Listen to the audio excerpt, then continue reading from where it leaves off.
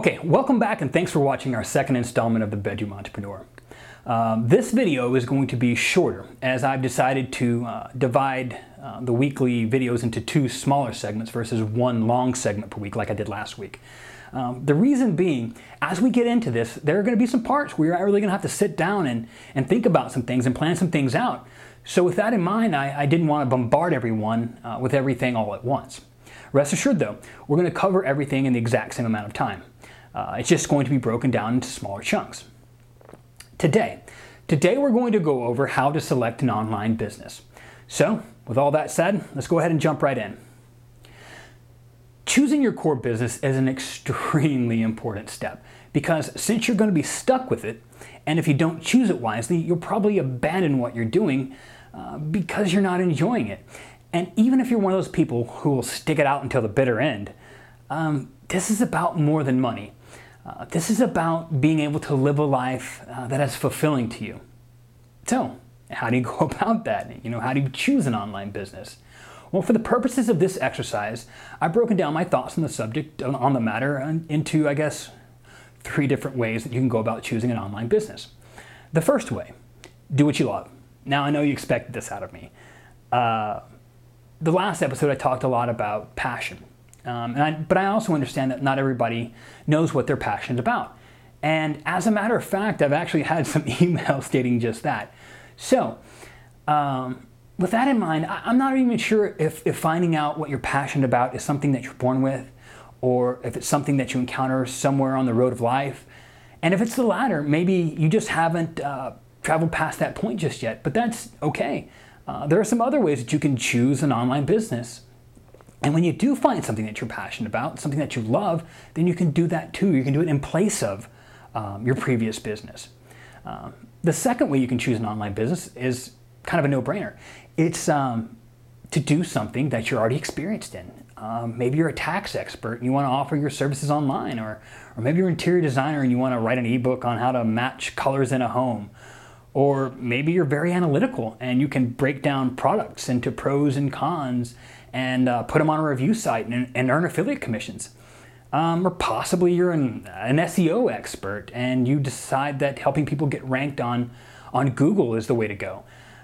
There are just a lot of ways that you can offer your expertise online. And getting involved in a niche that you're already experienced in shortens the learning curve and is an excellent way to step into an online business. The third way, and I like this one, is to do something that you've always wanted to start doing. And the best example I've ever heard of this is a story of this couple who wanted to take this very long vacation to New Zealand. They were dreaming about it. They'd done all the research and they'd read books on it. And they were just never able to do so due to time and financial constraints. So what did they do? They started an online travel business and sold package travel deals to New Zealand, basically sending other people on their dream vacation. And when you know it, pretty soon it took off and time and money were no longer holding them back, and they actually got to take that vacation to New Zealand that they'd always been dreaming about. And it was all made possible because they started this online business. And there's actually a fourth way, I guess, that you can start an online business. And I probably shouldn't include it because it's a bit of a cop-out, but in the event that you're absolutely stuck, visit cbengine.com, and I'll include a link below. It's a search engine for this huge marketplace called ClickBank, where people just like you and I create and sell their own products and services. So, now that you've found the market space that you're going to be operating in, the next step is going to be to create a product or service that people will actually pay you money for. The steps that you're going to take to arrive at that product or service is really just a 3-step simple formula. And it goes like this: problem, solution, target audience.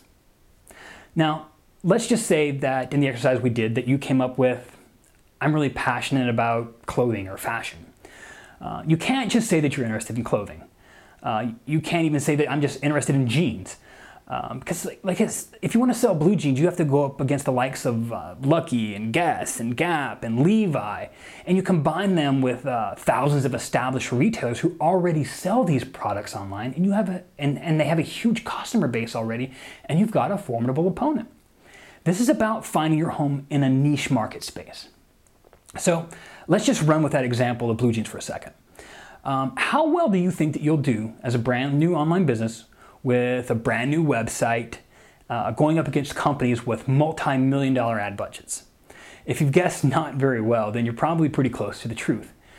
But maybe, let's say maybe you're someone who's very petite or very tall, and due to your stature, you've experienced difficulties in shopping for jeans. But having this life experience, now you know where to shop for jeans and what brands you should buy.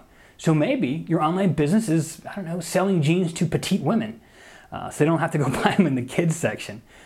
Do you kind of see where I'm going with this? There is a problem finding jeans that fit. The solution, your online shop. You put them all in one spot so people don't have to go to every store in the mall. And the target audience is petite women. You see, if you had decided that you just wanted to sell jeans, there's no problem. Just about every clothing store in the world carries jeans. And there's no solution because there's no problem. And your target audience is people who wear jeans. And who is that? It's just about every man, woman, child of every ethnicity, on every continent, and just about every country in the world. It's impossible to make your business stand out in that environment. When you narrow it down to a specific category of customer or your target audience, you allow your business to exist in a market space with less competition. Less competition means you rise to the top and you make more money. But just a quick note though, on those problems we're talking about. These don't even have to be problems that people complain about on a daily basis. These can actually be problems that people don't even know exists. Literally hundreds of millions of dollars have been made when someone identifies a problem that nobody else even knows exists. People are just blissfully ignorant, going through their life. They don't even know this problem exists until you come up and you provide a solution for it. And my favorite example of this is those blue blocker sunglasses. Remember those sunglasses that used to be on all the home shopping networks and the infomercials, and you see them at Walmart and Walgreens and all of the other chain stores? While the sunglasses themselves aren't interesting at all, the story behind them is very interesting. A gentleman named Joe Sugarman, who, by the way, has written some amazing marketing books. And if you're thinking about starting an online business or you have any business, you're in business for yourself, you should definitely read them. I'll include some links below, some of the books that I found very helpful. But anyway, Joe discovered kind of by accident that ultraviolet or blue light was bad for your eyes. People had absolutely no idea. And when he released his product, these blue blocker sunglasses, and people realized it was a health risk, they bought them by the hundreds of thousands. And I think by the last count, he made over $100 million from selling these sunglasses. He lives in some huge palatial estate in Maui, and he's a well sought after, guru expert for marketing. And that's a pretty lofty example I threw out there, but it just kind of goes to show you that if you have a product that solves a solution for a broad marketplace, you have a gold mine on your hands. Hell, I had no idea that I hated my garden hose so much till I saw that infomercial with that expanding garden hose, the one that's all lightweight and never kinks. It's just another perfect example of raising a problem that people didn't even know existed. So before the next video, I want you to find your niche, whether it be something that you're passionate about, something that you're experienced in, or something that you just always wanted to do. And then create a product or service around it. Remember, identify the problem, create the solution, and then identify the target market. And make sure that it's not too broad. Again, let's leave some comments below this time. Let's get the conversation started. The blog is only, I think, 11 days old today, but it's already getting some serious traction, and I'm quite happy with it. In addition, we've got some pretty experienced internet marketers on board already. And you don't have to have a $100 million idea to post it below. The first step in online business is to take the first step. Let's say your product doesn't make $100 million or $1 million. Let's say it brings in $2,000 a month. What could you do with that money? And what time could it free up for you? And most importantly, what could you do with that time?